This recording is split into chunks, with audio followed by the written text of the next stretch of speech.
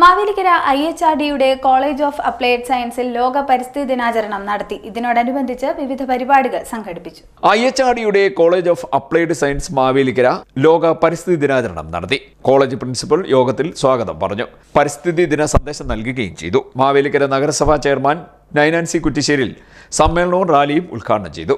Ajay ഷാർ, Pradeep G, Srividya, Seema, വിജയസ് Kumar എന്നിവർ റാലിക്ക് നേതൃത്വം നൽകി. തുടർന്ന് പരിസ്ഥിതി ദിന സെമിനാർ സംഘടിപ്പിച്ചു. വിക്രം സാരാഭായി സ്പേസ് സെന്ററിലെ മുൻ ഉദ്യോഗസ്ഥനും CV രാമൻ ഫൗണ്ടേഷന്റെ ചെയർമാനുമായ അബ്ദുൾ മജീദ് സെമിനാർ ഉദ്ഘാടനം ചെയ്തു.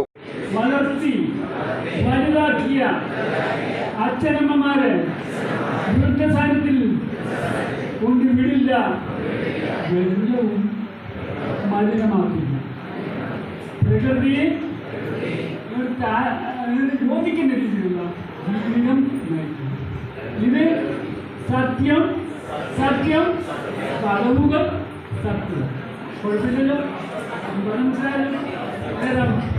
ഞാനിവിടെ നിൽക്കുന്നത് രണ്ട് അഹങ്കാരത്തോടു കൂടി. ഒന്ന്, അമേരിക്കൻ കമ്പനിയിൽ എൻ്റെ മകൻ സോഫ്റ്റ്വെയർ എഞ്ചിനീയറാണുള്ള IHRD പഠിച്ചത്. ഏകദേശം കണ്ടിട്ടില്ല 5 കോടി രൂപയോളം സമ്പാദിച്ചില്ല, ശമ്പളം വാങ്ങിയിട്ടില്ല.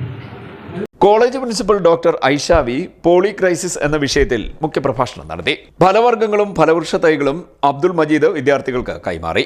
CDNet news Mavelikkara.